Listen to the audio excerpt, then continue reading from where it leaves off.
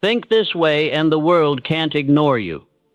Listen to me, because your life is on the edge of something vast and terrifying and magnificent, and the only thing between you and that greatness is the way you think. Most people will never understand this. They'll sneer at it. They'll call it arrogance or delusion or nonsense, because they have been trained, conditioned like obedient animals, to see limits where there are none. They believe life is something that happens to them, not something they command. And that single belief makes all the difference. The world ignores those who beg for permission. It overlooks those who shrink to fit in. It forgets the masses who wait for the right time or the safe moment. But it cannot ignore the person whose mind burns with unbreakable certainty. The person who dares to see themselves as the sculptor of fate, the captain of destiny. If you want to be that person, listen carefully. Because it's not about reciting platitudes or daydreaming about success. It's about a radical transformation in how you think, believe, and act. It starts with a single terrifying idea. You are responsible for everything in your life. Everything. Your failures, your triumphs, your wealth, your poverty, your joy, your misery. This is not punishment. It is power. The moment you accept it, you gain the ability to change it. Andrew Carnegie said, "No man will make a great leader who wants to do it all himself or get all the credit for doing it." What did he mean? That power begins in ownership. But ownership is not blaming. It's not saying it's my fault, I'm worthless. It's saying it's mine to change. When Edison failed 1,000 times to create the light bulb, he didn't blame the materials. He owned the problem. He commanded the solution. That's the difference between the ignored and the immortal. Understand this next truth, and it will divide you forever from the crowd. Your thoughts are not idle. They are blueprints. They are orders you give to the universe. Most people use them like graffiti, spraying panic, doubt, envy, resignation on the walls of their mind. Then they wonder why their life is chaos. But the disciplined thinker, they are an architect. Every thought is deliberate. They speak to themselves with the voice of the person they want to become. They plant seeds of certainty in the face of doubt. They visualize the outcome with such intensity that the world is forced to yield. This is not mysticism. It's the strategy of every great innovator, conqueror, creator in history. Ford imagined the car for the masses before the world could even fathom it. Disney saw an empire of dreams while others laughed at cartoons. Lincoln believed in unity when the nation tore itself apart in hate. They did not wait for permission to think these thoughts. They built them. They nurtured them until they were too real to be ignored. Belief is the root, but clarity is the blade. If you want the world to notice you, you must know exactly what you want from it. Ambiguity is the death of greatness. Napoleon Hill wrote that definiteness of purpose is the starting point of all achievement. This is not theory. This is the law. If you cannot state your goal with burning clarity, you will drift. You will bend to every wind of opinion. You will be molded by circumstance instead of molding it. Think of Rockefeller counting every penny, obsessing over every opportunity, while others squandered theirs. Think of Jobs insisting on perfection in design, while others settled for good enough. They did not hope to be noticed. They planned to be undeniable. And clarity is worthless without vision. Vision is the art of seeing what does not yet exist. It is your contract with the future. It is not fantasy. It is strategy. It is the ability to describe the reality you will force into existence. The world is designed to mock visionaries, because their certainty threatens the lazy, because their conviction humiliates the complainers. When you hold a vision so tightly that nothing can shake it, when you see the goal so vividly it feels inevitable, you change. You begin to act in alignment with it. You become the person required to achieve it. And the world cannot help but respond, because nothing is more magnetic than someone who knows where they are going. But vision alone is impotent. Without purpose. Purpose is the why, the engine, the fuel that burns when everything else fails. The world ignores those with shallow goals, those who want wealth for vanity, power for ego, recognition for emptiness. It cannot ignore the person on fire with purpose, because that purpose makes them relentless. It gives meaning to their pain. It turns rejection into education.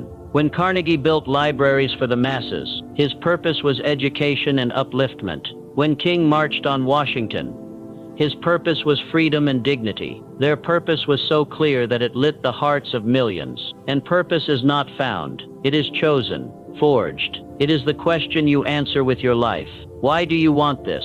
Why must you achieve it? Answer that, and the world will feel your gravity. Discipline is the proving ground of purpose. Anyone can dream. Anyone can chant affirmations. But discipline is the price of entry for significance. Discipline is the daily choice to act in service of your vision, even when you are tired, afraid, or uninspired. It is the training of the mind to obey the will. Most people are slaves to mood. If they feel like it, they do it. If they don't, they quit. But the disciplined thinker says, I act because it is necessary. I choose my actions, not my feelings. This is not cruel. It is liberation. Because discipline frees you from the prison of impulse. It makes you trustworthy to yourself. It makes you reliable to others. Lincoln led a nation in war not because he felt brave every day, but because he disciplined himself to act with courage. Edison did not invent because it was easy, but because he refused to surrender to failure. Discipline is the difference between the person the world ignores and the person whose name it remembers forever. And all of this means nothing without action. Action is the bridge between the mind and the world, the test of every belief, the proof of every purpose. If you want the world to notice you, stop talking and move. Most people will tell you why it can't be done. They will analyze and complain and wait. But the world only respects the person who acts, because action is courage in motion. It is the declaration that you will not be defeated by doubt. It is the demonstration of faith in yourself. You must act when you don't know all the answers. You must act when you are afraid. You must act when you are afraid. You must act when you are alone, because it is in action that you discover who you are, and it is only through action that the world learns to respect you. Listen carefully. Action is not simply effort. It is intelligent effort. The world is full of those who work hard but get nowhere, because they confuse motion with progress. They confuse busyness with productivity. To think in a way the world can't ignore, you must be ruthlessly strategic. You must be willing to analyze results with brutal honesty. You must ask yourself every day, is what I'm doing moving me closer to my vision, or is it just keeping me busy so I can avoid the terror of true purpose? Henry Ford didn't just work hard. He reimagined the entire production process. He asked better questions. He demanded better answers. He created a new reality through deliberate, targeted action. This is your task. Stop bragging about how busy you are. Start measuring how effective you are. Because results are the only proof that your thoughts matter. Adaptability is your shield in this battle. The world is not static. It changes. It evolves. And those who refuse to change with it are buried by it. Your beliefs must be strong, but your strategies must be flexible. You must learn from failure. Embrace feedback. Pivot when necessary without sacrificing your vision. Darwin never said survival of the strongest. He said survival of the most adaptable. When Walt Disney faced bankruptcy, he did not abandon his dream. He changed his approach. He negotiated. He reimagined. He built an empire on the ruins of his first failure. The world cannot ignore someone who refuses to die, who will not be cornered, who adapts, learns, and returns stronger. Gratitude is not weakness. It is power, because gratitude is the antidote to fear. It is the weapon against envy. It is the mindset of abundance that magnetizes opportunity. Most people live in perpetual scarcity. They see what they lack. They curse what they don't have. And by doing so, they blind themselves to possibility. But the grateful mind is open. It sees advantage in setback. It turns obstacles into lessons. It sees allies instead of rivals. Carnegie did not become the richest man of his era by hoarding. He gave. He shared. He collaborated. Because he understood that gratitude expands influence. When you are grateful, people want to help you. When you are grateful, the world seems to offer more. Not because the world changes, but because you do. Resilience is the final test, because the world will try to break you. It will test your convictions. It will push you to quit. It will humiliate you, ignore you, betray you. And this is good, because it is in these moments that you prove to yourself that you are not like the rest, that you are not one of the many who fold under pressure. Think of Lincoln losing election after election before he became president. Think of Edison failing 1,000 times before success. Think of Oprah, rejected, ridiculed, abused, only to rise and build a media empire. These people were not noticed because they were lucky. They were noticed because they refused to disappear. They would not go away. They made themselves impossible to ignore by their sheer persistence. Resilience is the promise you make to yourself. I will not stop. I will not surrender. I will find a way. It is the power to turn wounds into wisdom, scars into stories, losses into lessons. The world respects that, because it knows it cannot defeat that. Learning is the fuel for all of this. You cannot think in a way the world respects if your mind is stagnant. You must be obsessed with knowledge. You must seek truth with humility and ferocity. Most people stop learning the moment they leave school. They decay. They become relics of a world that no longer exists. But those who cannot be ignored are students for life. They read. They listen. They question. They steal fire from every source they can find. Carnegie built a network of mentors. Disney studied the business behind art. Jobs fused technology with design, marketing, psychology. They refused to be ignorant. They refused to be average, because they understood that the sharper your mind, the harder it is for the world to dismiss you. Knowledge is leverage. It is power in negotiations. It is credibility in conversations. It is confidence in crises. The world bends to those who know, but none of this matters without one final truth: courage. Because all these principles, clarity, vision, purpose, discipline, action, adaptability, gratitude, resilience, learning, are meaningless if you lack the courage to live them. Courage is not the absence of fear. It is the mastery of it. It is saying, yes, I am afraid, but I will act anyway. It is picking up the phone to make the call that terrifies you. It is standing on the stage when your voice shakes. It is investing in yourself when no one else will. It is defending your dream when others mock it. It is risking everything because you know in your soul that this is what you were born to do. The world ignores the timid. It devours the weak-willed. But it cannot resist the truly courageous, because courage is contagious. It inspires. It commands. It creates movements. It changes the world. Courage is the birthplace of all greatness. It is the spark that sets vision ablaze. It is the voice that says, I will not live this small life you have planned for me.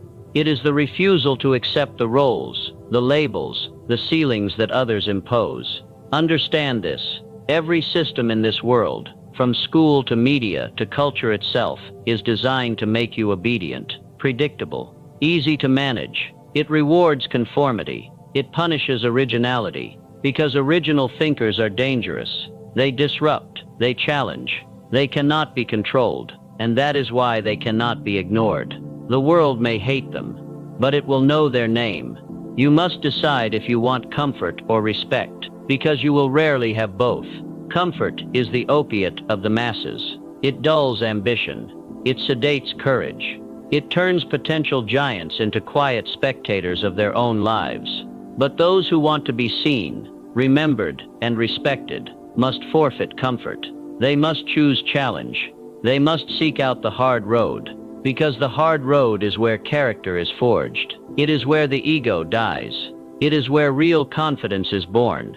It is where you discover not who you were told to be, but who you truly are. Lincoln did not grow in easy times. He became unbreakable in crisis. Edison did not learn from success. He learned from relentless failure. King did not move millions with platitudes. He did it by standing in the face of hatred and refusing to bow. Comfort would have given them quiet lives, but purpose gave them immortal ones. Let me be clear. If you want the world to notice you, you must become so good they can't ignore you. Not good enough. Not as good as your peers. So good they have no choice. This is not arrogance. It is responsibility. It is your duty to maximize your gifts, to develop your mind, to sharpen your skills until they cut through noise and doubt and competition. Because the world is crowded with mediocrity. It is littered with people who wanted it easy, who refused to pay the price. Your advantage is that you will pay it. You will practice when others quit. You will study when others sleep. You will fail and fail and rise again, until you are unrecognizable to the person you used to be. And when you reach that level, the world will not simply notice you, it will need you. But do not make the mistake of thinking you can do this alone. Independence is a lie, the ego tells you. Collaboration is not weakness, it is strategy. Carnegie built his fortune not just on steel, but on people. He surrounded himself with talent. He empowered them. He created alliances instead of enemies. Disney did not draw every cell by himself. He built teams who believed in the magic as fiercely as he did. Jobs did not code alone in a garage forever. He persuaded, recruited, challenged, elevated. If you want to be impossible to ignore, make others better by knowing you. Create value so undeniable that people want to help you. Lead with integrity so fierce that others trust you. Serve first. Demand excellence second. And in the end, you will have an army behind you. Because people remember those who lifted them up while climbing themselves. But understand, this is not about them. This entire journey begins and ends with you. Your mind is the master key. Your thoughts are the workshop of destiny. Your self-image sets the ceiling on your achievement. The person who cannot command themselves will never command the world's respect. Hill wrote, "Whatever the mind can conceive and believe, it can achieve." This is not superstition. It is strategy. If you can imagine it so clearly that it feels real, if you can hold that belief with iron discipline, if you can act on it daily with unbreakable persistence, the world must bend to it, because thought is causative. Belief is magnetic. Action is transformative. These are the laws. Ignore them and you remain anonymous. Master them and you become inevitable. But hear me, this mastery is not given. It is earned. It is paid for in self-doubt, in fear faced head-on, in nights of loneliness and days of relentless work. It is built in the quiet moments when no one is watching, when no applause is given, when quitting would be so easy, and you don't. That is where greatness is born. That is where the world's respect is forged. Not in grand gestures, but in private wars with your lesser self. Every time you choose courage over comfort, discipline over impulse, purpose over distraction, you inch closer to the person the world cannot ignore. So think this way, that everything is possible to the mind that refuses to yield. That obstacles are instructions.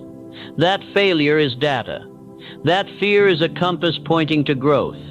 That your thoughts are sacred commands to your future. That your purpose is not to fit in, but to stand out. Not to be liked, but to be respected. Not to follow, but to lead. Not to wish, but to create. This is the philosophy of the unignorable. This is the creed of those who leave their mark. This is the way you must think, if you want the world to see you, to hear you, to remember you. And when you do, understand, you will be unstoppable. Not because the world will make it easy, but because you will no longer need it to. So hear this truth and carve it into your spirit.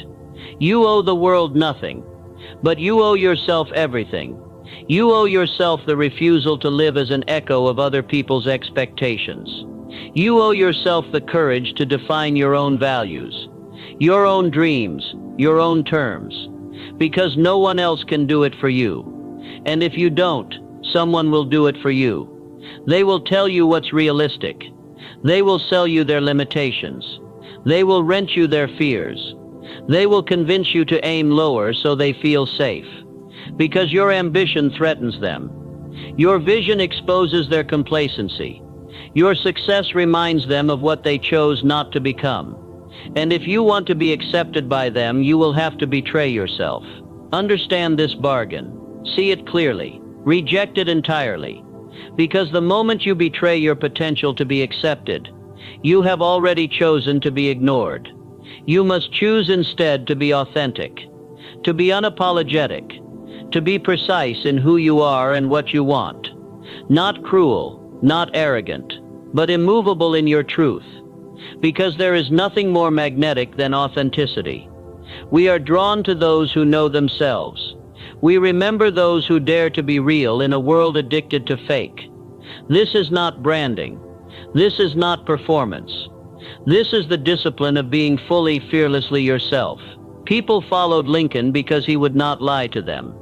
People trusted Carnegie because he delivered on his promises. People loved Disney because he believed in magic even as an adult. They weren't trying to please everyone. They were trying to honor themselves. And by doing so, they became impossible to ignore. But let me tell you something most won't admit.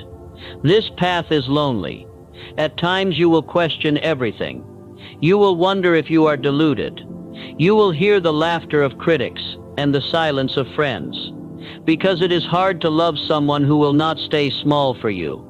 It is hard to keep up with someone who refuses to stop growing. You will lose people.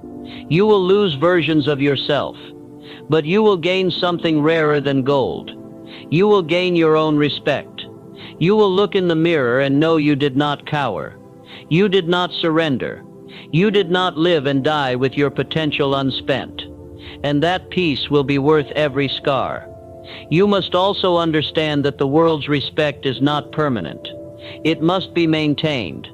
Because the moment you stop thinking this way, you become forgettable. The moment you coast, you decline. Success is rented, and the rent is due every day. That is why discipline is not a phase. It is a lifestyle. Growth is not a season. It is a condition of survival. Because the world does not owe you continued relevance. You must earn it with relentless reinvention. Carnegie adapted to new markets. Disney innovated new technologies. Ford revolutionized production twice.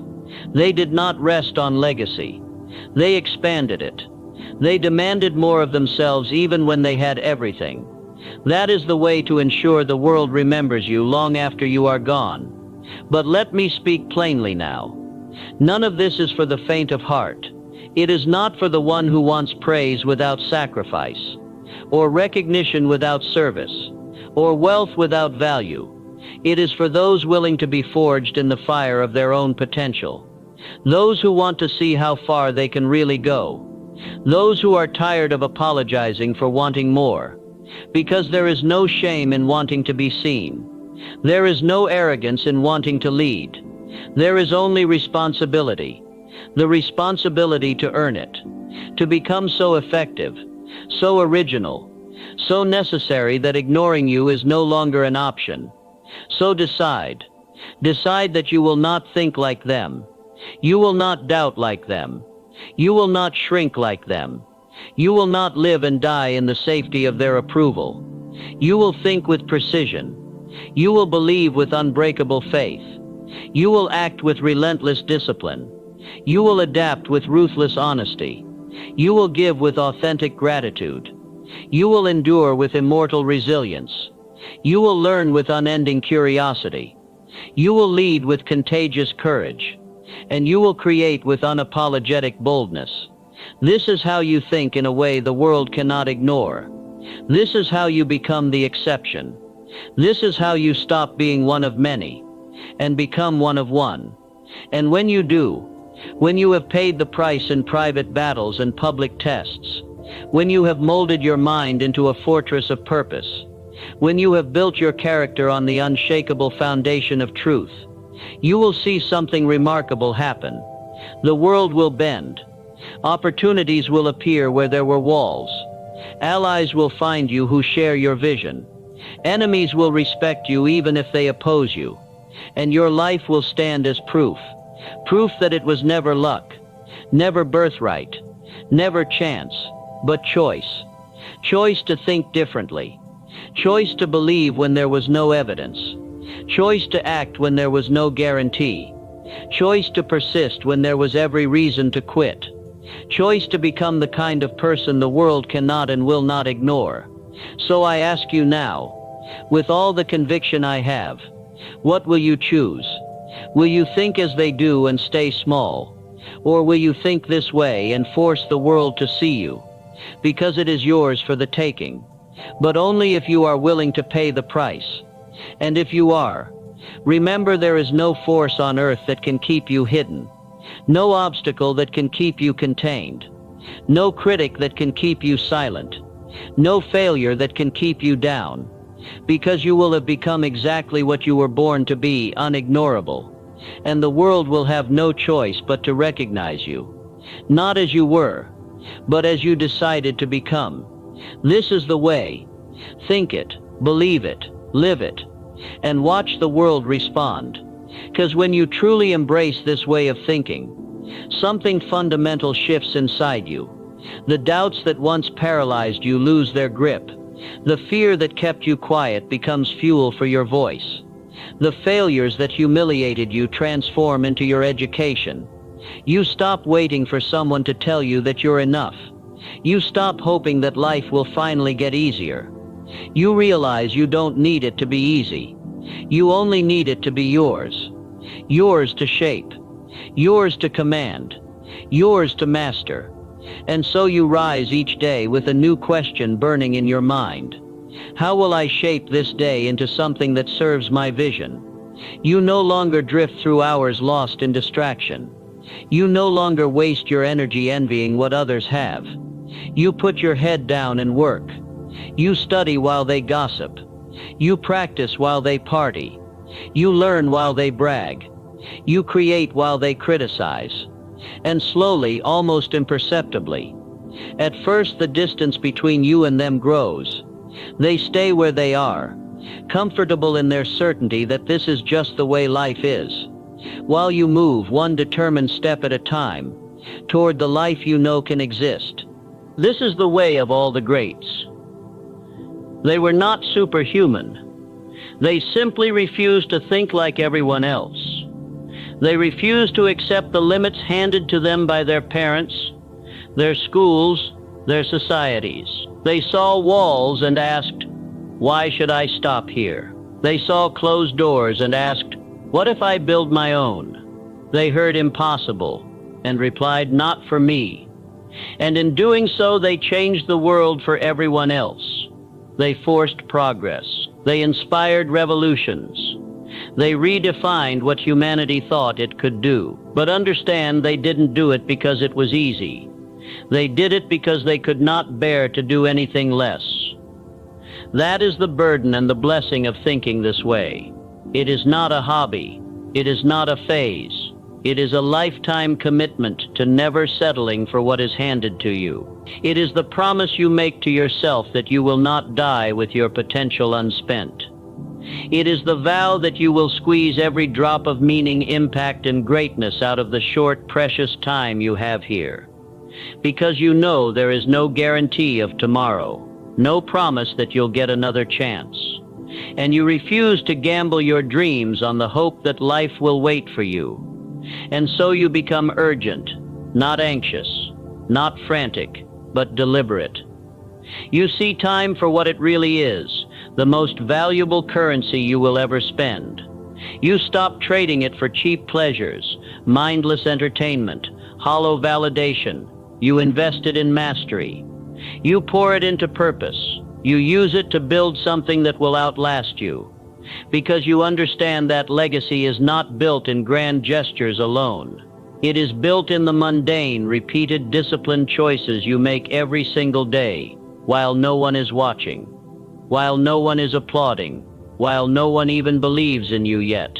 This is the price. This is the cost of being unforgettable. You will sacrifice your old self. You will bury your excuses. You will mourn the life you could have had if you had just fit in, because you know you were never meant to. You will feel fear claw at your chest before every big decision. You will feel the sting of rejection when you speak your truth. You will endure the silence of friends who can't follow you where you're going. But you will also feel something they will never feel: pride that is real, confidence that is earned, peace that cannot be stolen. Because you will know who you are. You will know what you stand for. You will know what you want. And you will know you paid the price to become it. And in the end, the world will notice. not because you demanded it, but because you made yourself too powerful to ignore. Your results will speak louder than their doubts. Your character will silence their criticism. Your success will invalidate their warnings, and your life itself will become proof. Proof that it is not the lucky, the privileged, or the connected who rise, but the ones who choose to think this way, to believe with fanatic clarity, to act with relentless discipline, to adapt with ruthless honesty, to serve with authentic gratitude, to endure with unbreakable resilience, to learn with unending curiosity, to lead with contagious courage, to create with unapologetic boldness. So this is your invitation, not to dream it, but to decide it, to declare, to live it so completely that the universe itself must bow to your vision, not out of obligation, but because you gave it no other choice, because you refused to be silenced, because you refused to be small, because you refused to leave this world without making it better for you having been here. This is not motivation. This is responsibility. This is the obligation you owe your gifts. This is the debt you pay to the possibility you were born with. This is the demand you make of yourself so you can sleep at night knowing you did not waste this one irreplaceable life. So think this way, and watch what happens. Doors will open, people will listen, opportunities will appear. But more importantly, you will change. You will become the person who no longer needs permission, who no longer waits for the world to see you, because you will have become impossible to ignore, by choice, by discipline, by relentless, unshakable, unapologetic design. This is the way, the only way. Think it, live it, be it, and watch the world stand in your presence, silently admitting, even if they never say it, they could not ignore you.